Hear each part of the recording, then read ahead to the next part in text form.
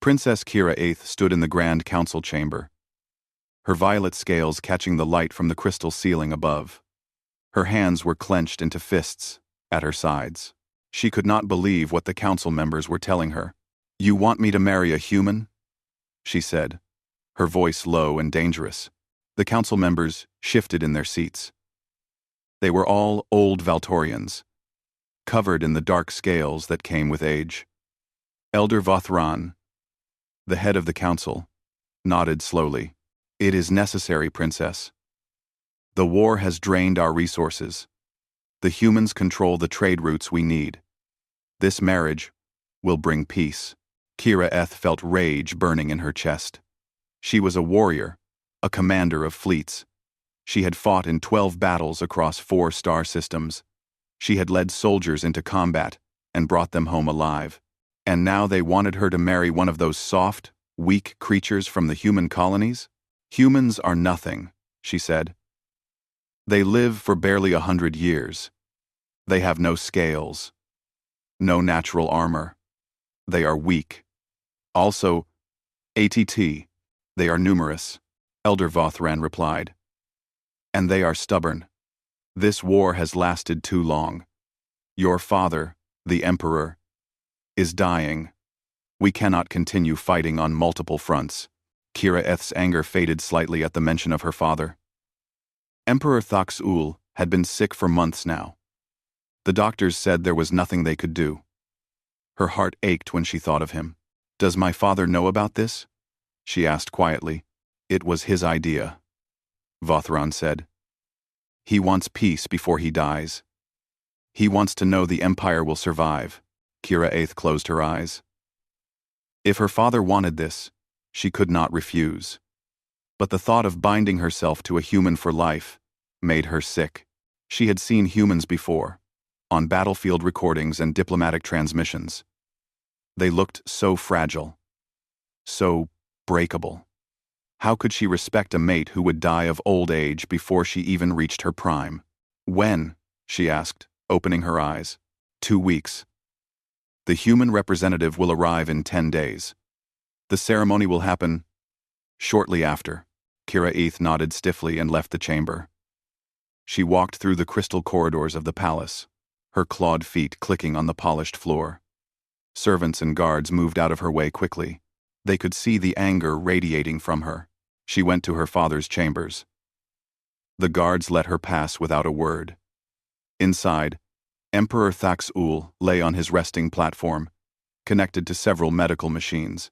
His once bright scales had faded to a dull gray, but his eyes were still sharp. When he saw her, "My daughter," he said, his voice weak. "You have heard." "Yes, father." Kira VIII sat beside him and took his hand carefully. "Why a human? Why not one of our allies? The Korthan would make a strong match. Or the Velixians." "Because humans are the future," her father said. "I have watched them for years, Kira. They spread across the stars faster than any species we have ever seen. They adapt. They survive.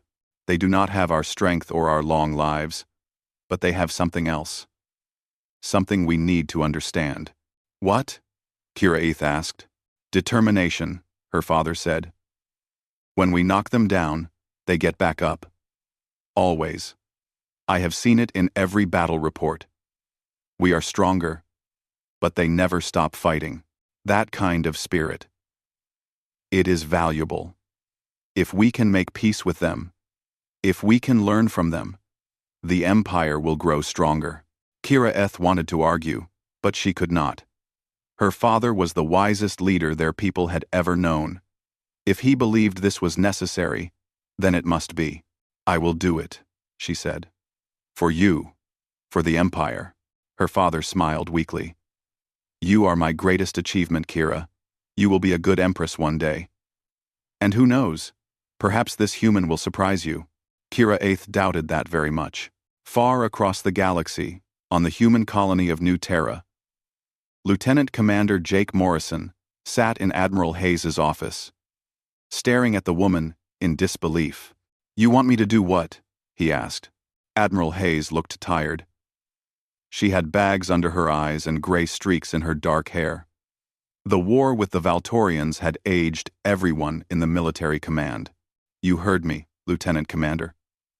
You are being assigned as the human representative in a diplomatic marriage. You will marry Princess Kira Eth of the Valtorian Empire. Jake stood up so fast his chair fell backward. No. Absolutely not. I did not sign up for this. None of us signed up for war, but here we are, Hayes said calmly. Sit down, Morrison. Jake did not sit. He paced back and forth in front of her desk. My brother died fighting Valtorian raiders 3 years ago. You want me to marry one of them? One. I want you to save thousands of other brothers and sisters from the same fate, Hayes said, her voice sharp now. This marriage will end the war. The Valtorians are offering a real peace treaty. All they ask is that we provide a representative to marry into their royal family. Why me? Jake demanded. Because you are a decorated officer. Because you have the respect of your troops. Because you are young enough that the Valtorians will see it as a real commitment to the future, not just a political gesture. Hayes stood up and walked around her desk. And because you are one of the few people I trust to handle this situation with intelligence and strength. Jake stopped pacing. He looked at the Admiral. She was serious. This was really happening. What if I refuse? He asked quietly. Then the war continues. More people die. Maybe your entire unit gets sent to the front lines in the next major offensive. Maybe New Terra gets hit by Valtorian battleships. Hayes crossed her arms. Or maybe you step up and do the hard thing. The thing that saves lives. Life saves. Jake felt trapped. He was a soldier. He followed orders. But this was asking him to give up his entire life. To marry an alien he had never met. To live among people who had killed his brother. But he thought of his unit. Of the young soldiers who looked up to him. Of all the families on New Terra who just wanted the war to end so they could live in peace. How long do I have? He asked. 48 hours to get your affairs in order. Then you ship out to the Valtorian homeworld. Jake nodded slowly. He felt numb. Fine. I'll do it. Thank you, Lieutenant Commander, Hayes said softly. I know this is not easy. But you are saving lives. Never forget that. Jake left the office in a daze. He walked through the military base, barely seeing the people around him. His mind was racing. He was going to marry a Valtorian princess. An alien. Someone from a species that valued strength and combat above all else. He had seen Valtorians in combat footage. They were tall, covered in scales, with claws and sharp teeth. They were warriors, brutal and efficient. The princess was probably some spoiled royal who had never worked a day in her life. She probably saw humans as beneath her, as weak and worthless. The thought made Jake angry. He might be smaller than a Valtorian. He might not have scales or claws. But he had fought in more battles than most soldiers twice his age. He had led engineering teams through impossible situations. He had earned every scar on his body. If this princess wanted to look down on him, she would find out quickly that humans were not as weak as the Valtorians thought. Jake went to his quarters and started packing. He had 48 hours. He would use them to prepare himself mentally for what was coming. He would walk into that ceremony with his head high. He would show the Valtorians that humans deserved respect, and if his future wife could not accept that, then the next few decades were going to be very difficult for both of them. The ceremony hall was enormous, with walls made of crystal that reflected light in every direction. Kira Eth stood at the center, wearing her formal military armor. The armor was a masterpiece, crafted from rare metals and fitted perfectly to her body. Every piece showed her rank and achievements. The scars on the metal told stories of battles she had won. Around the hall, representatives from dozens of species watched.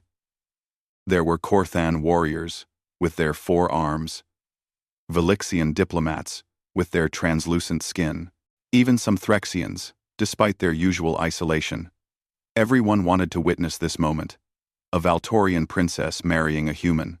It was unprecedented.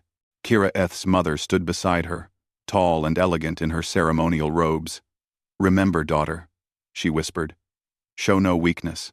The court is watching." "I know, mother," Kira Eth replied. Her voice was steady, but inside, she felt a strange nervousness. She had faced enemies in battle without fear, but this moment, waiting to meet the human she would be bound to for life, made her uneasy. She had prepared herself for what she would see. A human. Probably old, since humans aged so quickly. Maybe a diplomat, soft from years of sitting in offices, or perhaps a young fool who did not understand what he was getting into. Either way, she expected someone weak, someone she would have to tolerate, but could never respect. The great doors at the end of the hall began to open. The room fell silent. Every eye turned to watch the human enter. Kira Eth kept her face neutral, her scales smooth and controlled. She would not show any emotion, no matter what walked through those doors. Jake Morrison stepped into the hall. Kira Eth felt her scales ripple. It was an involuntary response, something that happened when a Valtorian was shocked or frightened. She fought to control it, but for a moment, her body betrayed her. She shook. This was not what she expected. The human moved like a predator. Every step was controlled, purposeful.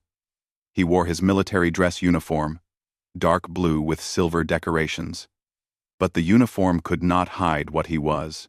His shoulders were broad, his body clearly built from years of hard work and combat. Scars marked his hands and neck, visible even from a distance. But it was his eyes that shocked her most. When Jake looked at her, there was no fear, no submission. He looked at her the way one warrior looks at another, with assessment, with respect, but not deference. Kira Eth had never felt like this before. She was a princess, a commander. Others either feared her or worshipped her. But this human looked at her as an equal. It was disturbing, and somehow, it was also intriguing. Jake walked down the long aisle toward her. He had 2 human officers with him as escorts, but he moved ahead of them. His face showed no emotion, but Kira Eth could see the tension in his jaw. He did not want to be here either. That should have made her feel better. Instead, it made the situation more complicated. Jake reached the center of the hall and stopped in front of her. They were supposed to bow to each other now, according to the ceremony protocol. Kira Eth bowed slightly. Keeping her eyes on him, Jake bowed as well, the same shallow bow. Neither was willing to show more submission than the other. When they straightened, they were close enough that Kira Eth could see the details of his face. He had a strong jaw, a straight nose that looked like it had been broken at least once, and eyes that were a light brown color. His skin was tan, marked with small scars. His dark hair was cut short in a military style. He was not handsome by Valtorian standards, but there was something about him that made her unable to look away. Jake studied Kira Eth just as carefully. She was tall, even for a Valtorian, standing at least 7 feet. Her violet scales covered her entire body, flowing down her neck and arms like armor. Her face was angular, with sharp features and yellow eyes that seemed to see right through him. She had small horns that curved back from her forehead, and her hands ended in retracted claws. She wore armor that told him everything he needed to know. This was not some pampered princess. The dents and scratches on that armor were from real combat. The medals and insignia showed high rank and multiple campaigns. This woman had led troops into battle. She had made life and death decisions. Jake had expected to hate her on sight. Instead, he felt a strange respect growing in his chest. She was a warrior, just like him. The ceremony master, an old Valtorian in flowing robes, began to speak. His voice echoed through the hall. "We are gathered here to witness the binding of 2 souls. 2 peoples. 2 futures. Princess Kira Eth of the Valtorian Empire and Lieutenant Commander Jake Morrison of the human colonies will now speak their vows. Kira Eth spoke first, as was traditional for the higher-ranked partner. I, Kira Eth, daughter of Emperor Thaxul, warrior of the Valtorian Empire, take you as my mate. I pledge to honor this bond and work for peace between our peoples. Her voice was strong, but Jake noticed a slight tremor when she said, mate. It was the first sign that she was not as composed as she appeared. Now it was Jake's turn. He looked directly at Kira Eth as he spoke. I, Jake Morrison, officer of the Human Defense Forces, accept this bond. I pledge to honor it and work for peace between our peoples. The ceremony master nodded. Then, by the authority of the Valtorian Empire and the human colonies, you are bound. May this union bring prosperity and peace to all. That was it. Simple, direct. No kissing, no exchange of rings. The Valtorians did not believe in such gestures. The words were enough. Kira Eth and Jake stood facing each other, now married in the eyes of both their governments. Neither moved for a long moment. Then the reception began. The hall filled with noise as guests came forward to offer congratulations and political remarks. Kira Eth and Jake stood side by side. Enduring an endless stream of faces and voices, they barely spoke to each other. But both were hyper-aware of the other's presence. A Korthan ambassador approached, his forearms gesturing expressively. Princess Kira Eth, such an interesting choice. Tell me, will your children have scales or soft skin? His tone was mocking. Before Kira Eth could respond, Jake spoke. I think you should be more concerned with whether they inherit Valtorian strength or human stubbornness, Ambassador. Either way, they will be formidable. The Korthan's eyes widened, surprised that the human had spoken. He laughed awkwardly and moved away. Kira Eth glanced at Jake. You did not have to defend me. I was not defending you, Jake said quietly. I was defending us. We are bound now. An insult to you is an insult to me. Kira Eth felt her scales shift again. This human understood honor. That was unexpected. Later, a Valtorian noble approached, one of the old warmongers who had opposed the peace treaty. Lieutenant Commander, he said, looking down at Jake. I hope you understand what you have gotten yourself into. Valtorian mates are demanding. Our standards are very high. And Jake met his gaze without flinching. I have served in combat for 8 years.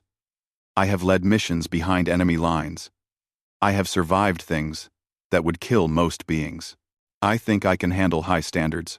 The noble's scales darkened with anger, but he said nothing more and walked away. This time, Kira Eth spoke. You did not have to defend yourself so aggressively. Yes, I did, Jake replied. These people need to know that humans are not weak. If they think they can push me around, they will push around every human they meet. I will not allow that. There are winces that's higher. When present to the 40, I will not allow that. Kira Eth studied him carefully. You are not what I expected. Neither are you, Jake said. They stood in silence for a moment, surrounded by the noise of the reception. Both were thinking the same thing. This marriage was going to be much more complicated than either had anticipated. An elderly Valtorian woman approached, leaning on a walking staff. Unlike the others, she smiled warmly. Princess Kira Eth, Commander Morrison, may I offer you both sincere congratulations? Thank you, Elder Sharin, Kira Eth said, bowing respectfully. The old woman looked at Jake with kind eyes. Young human, you have courage. Not many would accept this burden, but I see strength in you. You will need it. Thank you, ma'am, Jake said. Sharin turned to Kira Eth. And you, child. I watched you grow up. I know your heart. Give this a chance. You might be surprised. Kira Eth nodded, but said nothing.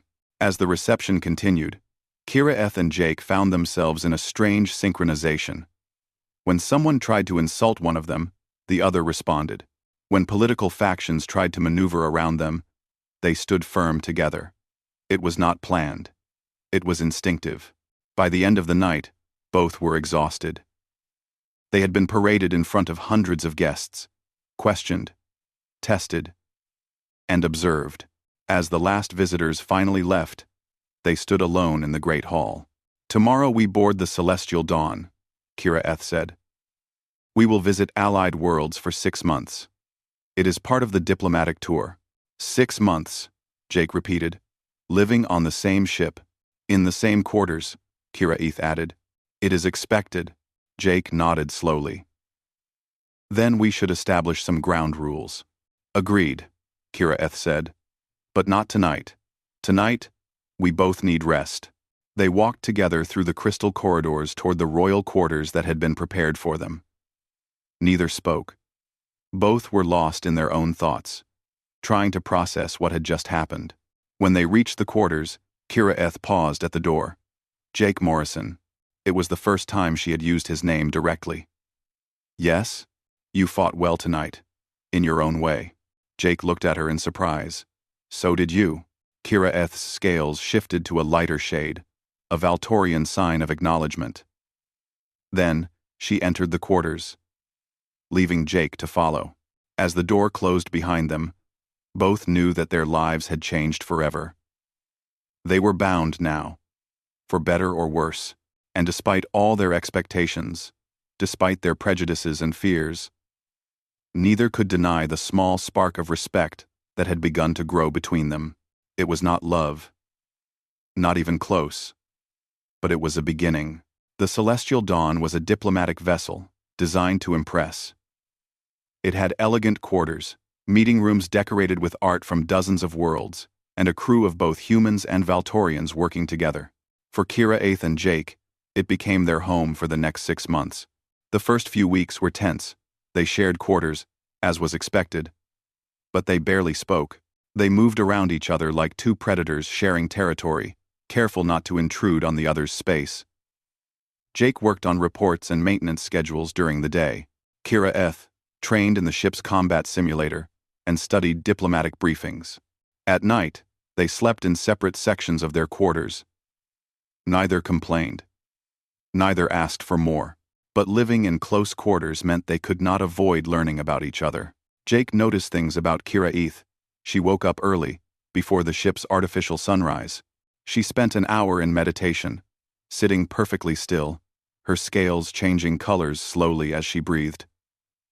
She ate sparingly but with focus, treating each meal like fuel. She was disciplined in everything she did, but he also heard her at night. Sometimes, she woke from nightmares, hissing words in her own language. He did not ask about them. He had his own nightmares. Kira Eth noticed things about Jake too. He worked constantly, always finding something to fix or improve on the ship. His hands were never still. He drank coffee in large amounts, a human habit she found strange.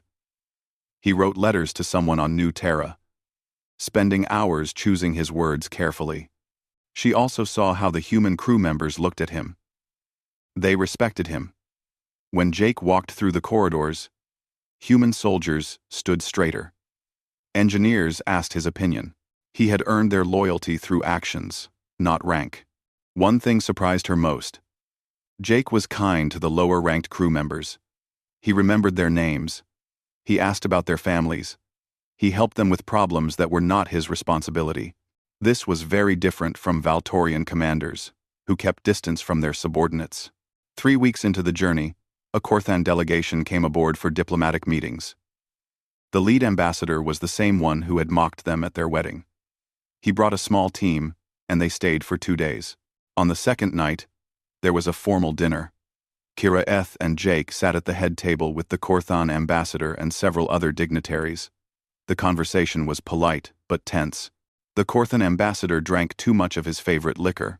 He became bold, looking at Kira Eth with obvious interest. "Princess, tell me, how does it feel to be bound to such a small mate? Among my people, size matters greatly." The table went quiet. Every eye turned to see how they would respond. Jake set down his glass carefully. "Ambassador, among my people, We have a saying. It is not the size of the warrior that matters, but the size of the fight in the warrior. Pretty words, the ambassador said dismissively. But words do not win battles. Neither does size alone. Kira Eth said coldly. I have seen small fighters defeat large ones many times. Skill and intelligence matter more than physical strength. 2. Contented 5. Contented 5-1. Contented 5-1. Contented 5-1. Contented 5-1. Contented 5-1. Content. The ambassador laughed. Would you care to test that theory, Commander Morrison? Perhaps a friendly combat demonstration? Jake was about to decline when he saw something in Kira Eth's eyes.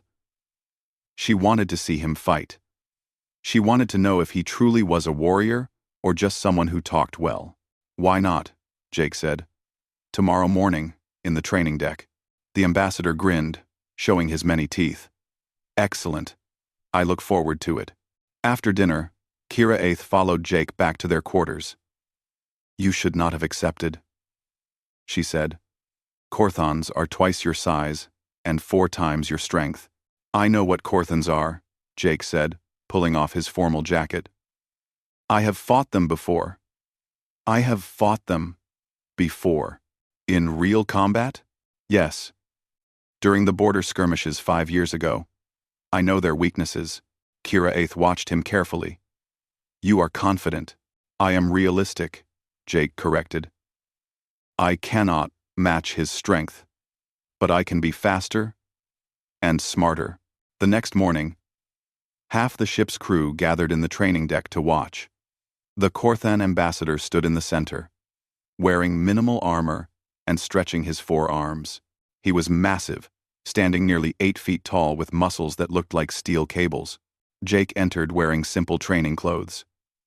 He looked tiny in comparison. Murmurs ran through the crowd. Some of the human crew looked worried. The Valtorians watched with interest. Kira Eth stood at the front of the crowd, her face unreadable. The rules were simple. Hand-to-hand combat. First to submit or leave the ring loses. No weapons, except what nature gave them. The fight began. The Korthon charged immediately, all 4 arms reaching to grab Jake. It looked like the fight would be over in seconds, but Jake dropped low, sliding under the Korthan's reach.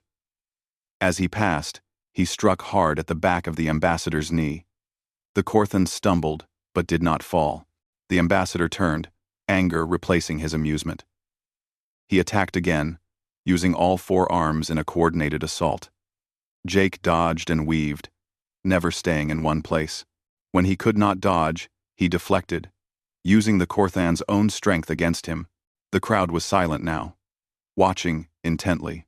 Kira Eth's scales rippled as she watched Jake move. This was not the clumsy fighting she expected from a human. This was precise, calculated.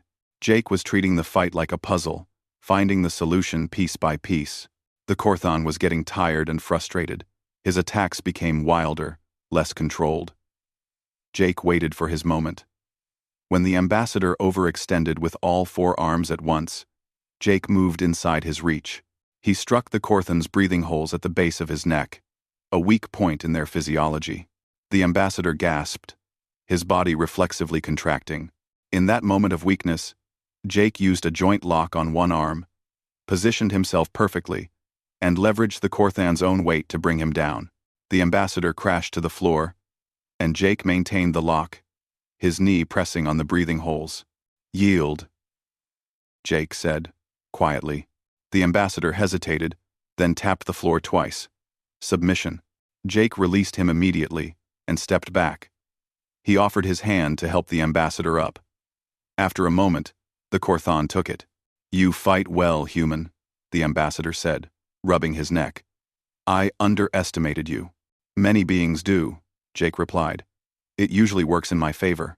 The crowd erupted in noise. Human crew members cheered. Valtorian officers clicked their claws in approval. Even some of the Korthan delegation looked impressed. Kira Eth watched Jake as he left the training deck. Her mind was racing. She had seen many warriors fight in her life, but Jake's style was different. He did not rely on strength or aggression. He relied on intelligence, patience, and perfect timing. It was not the Valtorian way, but it was effective. That evening, she spoke to him directly for the first time in days. "You fought well. Thank you," Jake said. He was icing his bruised ribs. The fight had not been easy, even though he won. "Where did you learn to fight like that?" she asked. "Earth martial arts, combined with military training. When you are smaller and weaker than your enemies, you have to be smarter." Kira Eth sat down across from him. "Valtorians believe strength is everything. We train to overpower our enemies." "Different species, different methods," Jake said. "Neither is wrong. They are just different." "Perhaps," Kira Eth said. She was quiet for a moment. "I have nightmares about a battle 3 years ago. We were ambushed in an asteroid field. I lost 40 soldiers that day. I was the commander. Their deaths were my responsibility." Jake looked at her in surprise. She had never shared anything personal before. "I have nightmares too. About my brother. He died in a Valtorian raid, on a supply convoy. I was supposed to be on that convoy, but I was reassigned at the last minute. He took my place." They sat in silence, both understanding what the other carried. "War creates ghosts," Kira Eth said softly. "They follow us." "Yes," Jake agreed. "They do." From that night on, things changed between them. They began to talk more. Not about anything deep, but about small things. Jake told her about Earth, about oceans and forests. Kira Eth told him about her homeworld, about crystal cities and fire mountains. They discovered they both liked strategy games. They began playing chess in the evenings, sitting across from each other in their quarters. Kira Eth was aggressive, always attacking. Jake was defensive, setting traps. They won equal amounts. 2 months into the journey, disaster struck. The ship's main power converter failed catastrophically. Alarms blared through every corridor. The chief engineer reported that repairs would take days, but they only had hours before life support failed. Jake did not wait for orders. He grabbed a toolkit and headed for the engineering section. Kira Eth followed him. "What are you doing?" she demanded. "Fixing it," Jake said simply. "That is what we have engineers for. Your engineers are good at maintenance, but I specialized in emergency repairs in combat situations. This is what I do." Jake crawled into the maintenance shaft leading to the converter. It was a tight space, barely big enough for a human. A Valtorian could never fit. The shaft was filled with radiation and heat. The protective equipment could only shield him for so long. Kira Eth watched through the shaft opening as Jake worked. She could see him through the cameras inside, moving through the cramped space with tools in hand. Sparks flew. Chemical smoke filled the shaft. Jake kept working. Hours passed. The medical officer kept checking Jake's radiation exposure. It was climbing into dangerous levels. But Jake refused to come out until the job was done. Kira Eth felt something strange in her chest. Worry. Fear. Not for herself, but for him. This human was risking his life to save the ship. To save everyone on board, including her. Finally, after 18 hours of continuous work, the power converter hummed back to life. Life support stabilized. The crisis was over. Jake crawled out of the shaft. His skin was red from heat exposure. His hands were burned and covered in chemical residue. He was shaking from exhaustion, but he was grinning. "It is fixed," he said, then collapsed. The medical team rushed him to the infirmary. Kira Eth went with them, refusing to leave. She sat beside his bed as the doctors treated his burns and radiation exposure. They said he would recover, but he needed rest. When Jake finally woke up 2 days later, the first thing he saw was Kira Eth. She was sitting in a chair beside his bed. Her scales were dull with fatigue. She had not left the infirmary. "You should not have stayed," Jake said, his voice rough. "You should not have risked your life," Kira Eth replied. It was necessary. So was this. They looked at each other for a long moment. Something passed between them. Unspoken but understood. Humans are terrifying, Kira Eth said quietly. You push your bodies beyond what should be possible. You do not quit. Ever. Jake smiled weakly. We are stubborn. It is our best and worst quality. Kira Eth reached out and carefully took his bandaged hand in her clawed one. It was the first time they had touched voluntarily, outside of formal necessity. Thank you, she said. For saving the ship. For saving all of us. You are welcome, Jake replied. As he drifted back to sleep, Kira Eth continued to hold his hand. She looked at this small, stubborn human who had somehow earned her respect and something more. Something she was not ready to name yet. But it was there, growing stronger with each passing day. And it frightened her more than any battle ever had. As Jake and Kira Eth grew closer, strange things began happening on their diplomatic tour. At first, they seemed like accidents. A navigation error that almost sent their ship into an asteroid field. A food shipment that arrived contaminated. A mechanical failure. During an important meeting, but Jake had been a soldier too long to believe in coincidences.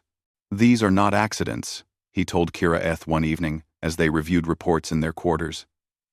They were sitting closer together now, comfortable in each other's presence. Kira Eth studied the data on her screen. I agree. Someone is trying to sabotage the peace mission. But who? Someone who profits from war, Jake said. There are people on both sides who do not want peace. Military contractors. Politicians who gain power during wartime. Extremists who hate the idea of cooperation. We need proof, Kira Eth said. Without evidence, we cannot accuse anyone. They began investigating quietly, careful not to alert whoever was behind the sabotage. Jake used his contacts in human intelligence. Kira Eth reached out to trusted allies in the Valtorian military. Slowly, a picture began to form. There was a conspiracy. It reached into both governments. And it was larger than they had imagined. Their next stop was Axis Prime, a neutral world where leaders from multiple species gathered for trade and diplomacy. A formal state dinner was scheduled with representatives from both human and Valtorian governments. It would be the perfect opportunity to show unity. It would also be the perfect place for an attack. The evening of the dinner, Kira Eth dressed in her formal armor, the one that showed her military rank. Jake wore his dress uniform. They walked into the great hall together. Side by side, the hall was magnificent, filled with hundreds of guests from dozens of species. Crystal chandeliers hung from the high ceiling. Music played softly in the background. Everyone was dressed in their finest clothes, but Jake felt uneasy. His instincts, honed from years of combat, were screaming that something was wrong. Stay alert, he whispered to Kira Eth. She nodded slightly. She felt it too. They moved through the crowd, greeting dignitaries and making diplomatic conversation. But both were constantly scanning the room, looking for threats. The attack came during the main course. An explosion rocked the hall. The windows shattered inward. Armed figures in black armor burst through the doors, weapons firing. Screams filled the air as guests tried to run. Jake reacted instantly. He grabbed Kira Eth and pulled her down behind their table as energy bolts flew overhead. Other security personnel were returning fire, but the attackers had the advantage of surprise. We need to get to cover, Jake shouted over the noise. No, Kira Eth said. Her eyes were focused on the attackers. Look at their equipment. That is military-grade armor. This is not some terrorist group. This is professional. Jake looked closer. She was right. The attackers moved with military precision. Their weapons were top of the line. This had been carefully planned. One of the attackers spotted them and raised his weapon. Jake pushed Kira Eth aside and rolled, coming up with a chair that he threw. It hit the attacker's arm, spoiling his aim, but more attackers were converging on their position. Kira Eth moved like lightning, her claws extended, and she leaped at the nearest attacker. She tore through his armor like paper, dropping him in seconds. 2 more came at her. She fought with brutal efficiency, every move precise and deadly. Jake grabbed a fallen weapon and provided cover fire, taking down attackers as they tried to flank Kira Eth. They moved together instinctively, each protecting the other's weak points. It was like a dance they had practiced for years, though they had never trained together. More security forces arrived, and slowly they pushed the attackers back. But one got through. He aimed directly at Kira Eth's back, while she was fighting 3 others. Jake saw it happen in slow motion. He made a choice, without thinking. He threw himself in front of her, just as the weapon fired. The plasma bolt hit him in the chest. Pain exploded through his body. He fell backward, hitting the floor hard. Kira Eth heard him fall. She turned and saw Jake lying on the ground, a burn mark spreading across his uniform. Something inside her broke. A roar came from her throat, primal and terrible. She moved through the remaining attackers like a force of nature. Nothing could stop her. Within seconds, they were all down, dead or unconscious. Then she was kneeling beside Jake, her hands shaking as she checked his wound. His chest armor had absorbed most of the blast, but he was badly hurt. Blood was seeping through his uniform. "You fool," she said, her voice breaking. "Why did you do that?" Jake coughed, wincing in pain.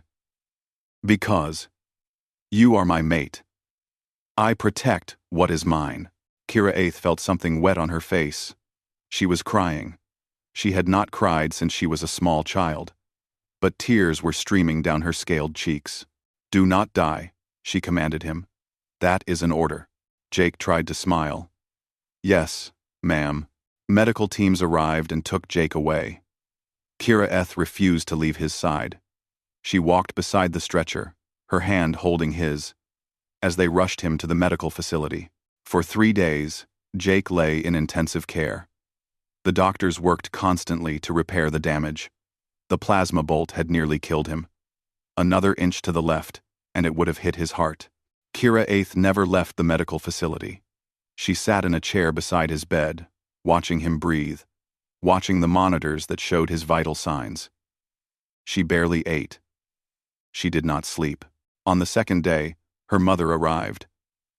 Having traveled from the homeworld when she heard the news, she found her daughter sitting in that same chair, looking more vulnerable than she had ever seen her.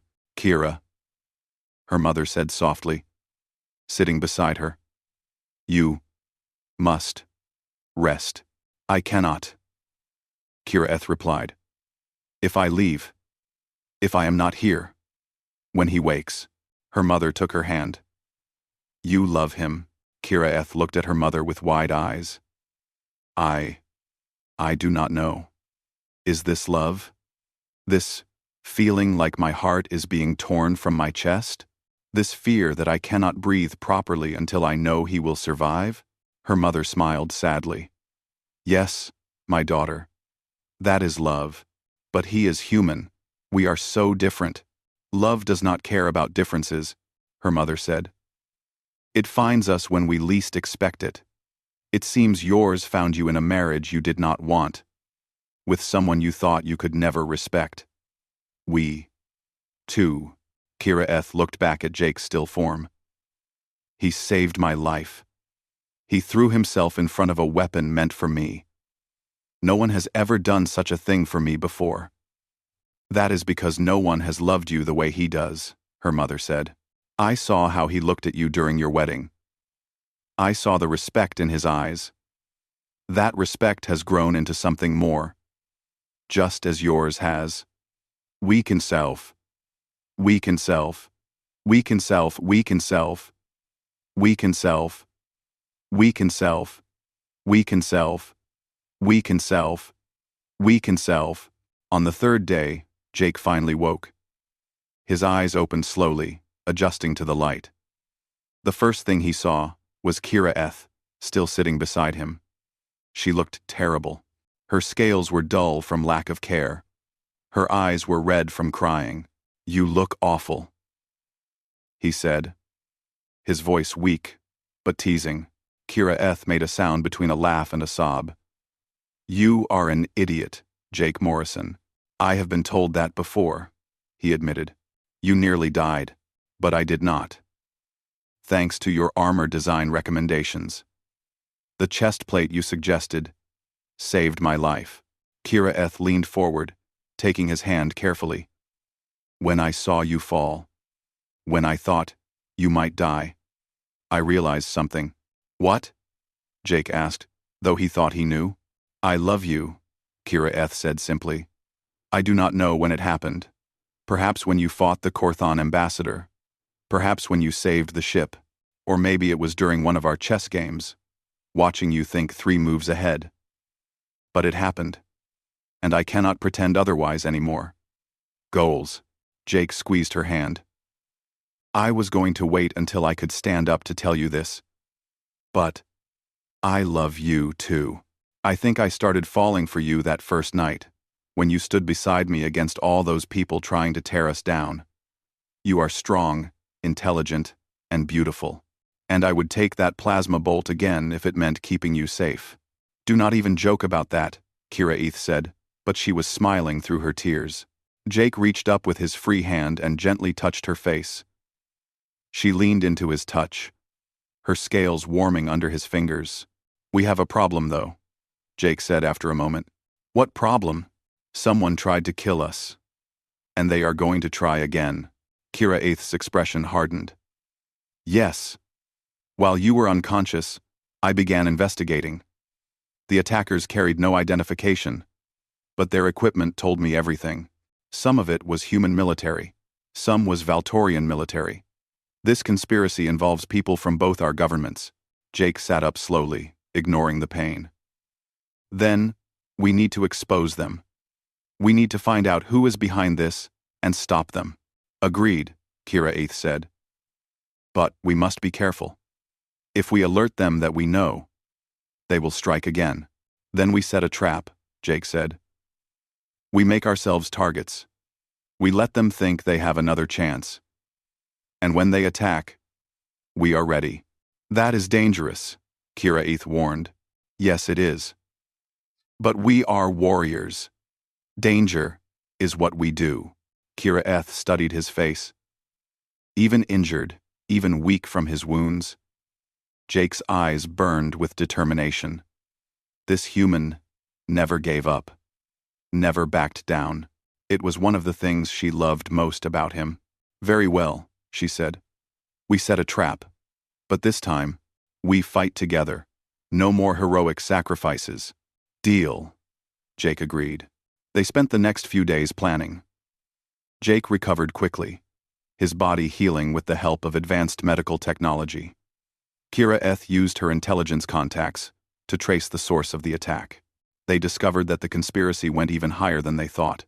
A human general named Kane had been working with a Valtorian war chief named Draxul. Both were influential. Both had built their power on war. Both stood to lose everything if peace truly took hold. The Grand Peace Summit was scheduled to happen in 2 weeks on New Terra. Every major leader from both governments would attend to sign the final treaty. It would be the perfect target for the conspirators. If they could kill everyone at that summit, they could restart the war and blame it on either side. Jake and Kira Eth knew this was where the final confrontation would happen. They prepared carefully. Assembling a small team of humans and Valtorians they knew they could trust. They shared information quietly, building their case. And they waited for the conspirators to make their move. On the ship back to New Terra, Kira Eth and Jake stood together looking out a viewport at the stars. They held hands now. Openly. They had stopped pretending they were just political partners. Are you afraid? Kira Eth asked. Terrified, Jake admitted. But not of dying. I am afraid of losing you. Then we will make sure neither of us dies. Kira Eth said firmly. We have too much to live for now. Quote, Jake pulled her close, and she wrapped her arms around him. They fit together despite their differences, despite everything that should have kept them apart. They had been forced into marriage. But they had chosen love, and they would fight for that love, and for the peace that so many people needed. The Peace Summit on New Terra was the largest gathering of human and Valtorian leaders in history. The Grand Convention Center had been transformed into a symbol of hope. Flags from both civilizations hung side by side. Security was everywhere, but Jake and Kira Eth knew it would not be enough. They had spent days setting their trap. False information had been fed through channels they knew were compromised. They made it look like they would be vulnerable during the signing ceremony. They pretended not to suspect anything. Meanwhile, they had secretly assembled their own force. 30 humans and 30 Valtorians, all soldiers who had served with either Jake or Kira Eth. All people they trusted completely. These soldiers were hidden throughout the convention center, waiting for the signal. The morning of the summit, Jake and Kira Eth dressed in their formal clothes. Jake wore his dress uniform with all his medals. Kira Eth wore ceremonial armor that gleamed in the light. They looked like the perfect diplomatic couple, but underneath their formal clothes, both wore combat armor. And both carried weapons hidden where no one could see them. "Are you ready?" Jake asked as they prepared to leave their quarters. "I was born ready," Kira Eth replied. Then she pulled him close and kissed him. It was not their first kiss, but it felt different this time. It felt like a promise that they would both survive this day. They walked into the convention center together. Thousands of people filled the great hall. Leaders sat in designated sections. Media representatives from dozens of species recorded everything. The atmosphere was hopeful, but tense. Emperor Thax-Ul was there, looking frail but determined. He had left his sickbed to attend this historic moment. Admiral Hayes represented the human government, looking stern and professional. And scattered throughout the crowd were General Kane and War Chief Draxul, the architects of the conspiracy. The ceremony began. Speeches were made about peace and cooperation. Jake and Kira Eth sat at the front, holding hands, presenting a united image. But both were watching the crowd carefully, waiting for the attack they knew was coming. It happened during Emperor Thax-Ul's speech. Explosions rocked the building. The lights went out. Emergency systems kicked in, bathing everything in red light. Armed soldiers burst through multiple entrances, all wearing unmarked black armor. They opened fire indiscriminately, trying to create chaos. But this time, Jake and Kira Eth were ready. "Now!" Jake shouted into his communication device. Their hidden forces emerged from concealment. Human and Valtorian soldiers moved together, engaging the attackers. The battle raged through the convention center. But this time, the defenders had the advantage. Jake and Kira Eth fought side by side, protecting the civilian leaders and pushing toward the attackers' command position. They moved like one being, each knowing exactly where the other would be. When Jake reloaded, Kira Eth covered him. When she was surrounded, he cleared a path. They cut through the attackers efficiently. These were not random terrorists. These were elite soldiers, trained and equipped by Kane and Draxul. But Jake and Kira Eth were better. They had something the attackers did not. Perfect trust in each other. Finally, they reached the source. General Kane and War Chief Draxul stood in a secured command room, watching their plan fall apart on multiple screens. They were surrounded by their personal guards, heavily armed and ready to fight. Jake and Kira Eth crashed through the door. "It is over," Kira Eth announced, her claws extended. "Surrender." General Kane laughed bitterly. "Over? This is just the beginning. Even if you stop us, others will continue our work. Peace between humans and Valtorians is impossible. You two are an aberration, an insult to both our species." "We are proof that you are wrong," Jake said. "We have fought together. We have trusted each other. We have built something real.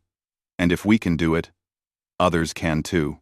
War Chief Draxul hissed. "The princess has been corrupted by human weakness. She is no longer fit to lead our people." Kira Eth's scales darkened with rage. "I have learned that strength comes in many forms. My mate has shown me that. He has more courage in his small body than you have in your entire bloated form. Then you will die together, Kane said. He signaled his guards to attack. The fight was brutal. Kane and Draxul had chosen their guards well. These were elite fighters, the best from both militaries. Jake and Kira were outnumbered and outgunned, but they refused to fall. Jake moved with deadly precision, every shot counting, every movement calculated. He used the environment to his advantage, turning the attackers' numbers against them. He was fighting for more than peace now. He was fighting for his mate, for their future together. Kira was magnificent in combat. Her claws tore through armor. Her tail swept enemies off their feet. Her roar echoed through the room, striking fear into hearts that had never known fear before. She fought with all the fury of a Valtorian warrior princess, but also with the tactical intelligence she had learned from watching Jake. One of the guards got a clean shot at Kira back. She would die before she could react. Jake saw it. Time seemed to slow down. Not again. He would not lose her. He moved faster than he had ever moved before. He tackled Kira out of the way, taking the hit himself. Pain exploded in his shoulder, but he ignored it. He rolled, came up firing, and dropped the guard who had shot him. "I told you, no more heroic sacrifices," Kira shouted, but there were tears in her eyes. "I could not help it," Jake said through gritted teeth. Old habits. They fought on, injured but unbroken. Slowly, they took down the guards one by one. Finally, only Kane and Draxul remained. The two conspirators stood back to back, weapons raised. They knew they were finished, but they would not surrender. "You cannot kill us," Kane said. "We are too important. There will be political consequences." "We do not need to kill you," Jake said. He looked exhausted, bleeding from multiple wounds. "We just need to defeat you, to show everyone that you are wrong." More soldiers arrived, the loyal forces that Jake and Kira had assembled. They surrounded Kane and Draxul, weapons ready. The two conspirators finally lowered their weapons. They had lost. Security forces took Kane and Draxul into custody. Evidence of their conspiracy was transmitted to both governments. The proof was undeniable. They had orchestrated the attacks. They had tried to restart the war. They had failed. In the main hall, the ceremony resumed. Medical teams treated the wounded. The dead were honored. But the treaty was signed. Emperor Thaxul and Admiral Hayes stood together, their hands clasped, showing the galaxy that peace was possible. Jake and Kira stood at the front, watching the historic moment. Jake's shoulder was bandaged. Kira had burns on her arms. But they were alive. They had won. Emperor Thaxul called them forward. The crowd fell silent as the old emperor looked at his daughter and her human mate. "My daughter," he said, his voice amplified through the hall. "When I arranged your marriage, I hoped it would bring peace. I did not dare hope it would bring love, but you have shown me, and shown everyone here, that love can bridge any divide." He turned to the crowd. "I have watched Jake Morrison fight for my daughter and for peace. I have seen him risk everything for what he believes in. This human has more honor than many Valtorians I have known. He has taught us that strength is not just physical power. Strength is also courage, intelligence, and loyalty." The Emperor looked at Jake. "The Valtorian Empire has much to learn from humanity. You do not have our long lives or our natural weapons, but you have something equally valuable: determination. When you are knocked down, you always get back up. That is a strength we need to understand and respect." Kira felt her heart swell with pride. Her father was publicly acknowledging what she had learned through months with Jake. Humans were not weak. They were strong in ways the Valtorians had never appreciated. Admiral Hayes stepped forward. "And we humans have much to learn from the Valtorians. Your honor, your directness, your commitment to duty. Princess Kira has shown us what it means to be a true warrior. She fights not for glory, but for those she loves. and for the ideals she believes in. The Admiral smiled at Kira Eth. When we assigned Commander Morrison to this mission, we hoped he would survive it. We never imagined he would thrive. He has found in you a true partner, someone who matches his courage and exceeds his strength. Together, you two have shown us what is possible when we choose cooperation over conflict. The crowd erupted in applause. Humans and Valtorians cheered together, celebrating not just the treaty, but the couple who had made it possible. Jake and Kira Eth stood together, holding hands, facing the crowd. They had been forced into marriage by political necessity. They had hated the idea at first, but through trials and battles, through danger and sacrifice, they had found something neither expected. They had found love. After the ceremony, Jake and Kira Eth stood on a balcony overlooking New Terra's capital city. Below them, humans and Valtorians walked together in the streets. Children of both species played in the parks. Soldiers who had been enemies weeks ago now shared drinks in the cafes. Peace was real. It was happening. When I first saw you, Kira Eth said softly, I shook. Not from fear or disgust, though I told myself it was. I shook because I recognized something in you, a warrior spirit that matched my own. Someone who understood the weight of command and the cost of decisions. Jake squeezed her hand. I saw the same in you. I expected to hate you. I expected a pampered princess who knew nothing of real life. Instead, I found someone who had fought harder and sacrificed more than I ever had. We are very different, Kira Eth observed. Yes, Jake agreed. You are tall.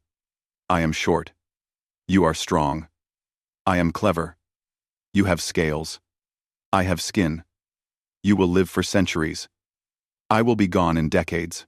Kira Eth turned to face him, her yellow eyes intense. Do not speak of that. We have time. Decades together. We will make every moment count. Every moment, Jake promised. They stood together, looking out at the city and the future they had fought so hard to create. Their marriage had saved two civilizations from destroying each other. But more importantly, it had saved two lonely warriors from a life without understanding, without partnership, without love. Below them, the city celebrated. Above them, stars shone in the sky, marking all the worlds where humans and Valtorians would now work together instead of fighting. It was a new era, built on the foundation of one unexpected union. Kira Eth leaned her head against Jake's shoulder, careful not to hurt his injured arm. He wrapped his good arm around her waist. They fit together perfectly, despite everything that should have kept them apart. I love you, Kira Eth whispered. I love you too, Jake replied. They stayed there as the sun set and the stars came out. Two souls from different worlds, different species, different cultures, but united by something stronger than any difference. United by choice, by respect, by love, and by the knowledge that together they could face anything the universe threw at them. The story of the human and the Valtorian princess would be told across the galaxy for generations. It would be a story of forced marriage that became true love, of enemies who became partners, of differences that became strengths. But for Jake and Kira Eth, it was not just a story. It was their life. A life they had chosen together, despite everything. A life they would fight to protect, together. And as they stood on that balcony, holding each other under the stars, both knew one thing with absolute certainty. They would never face the universe alone again. They had found their other half, their partner, their mate, and together, they were unstoppable.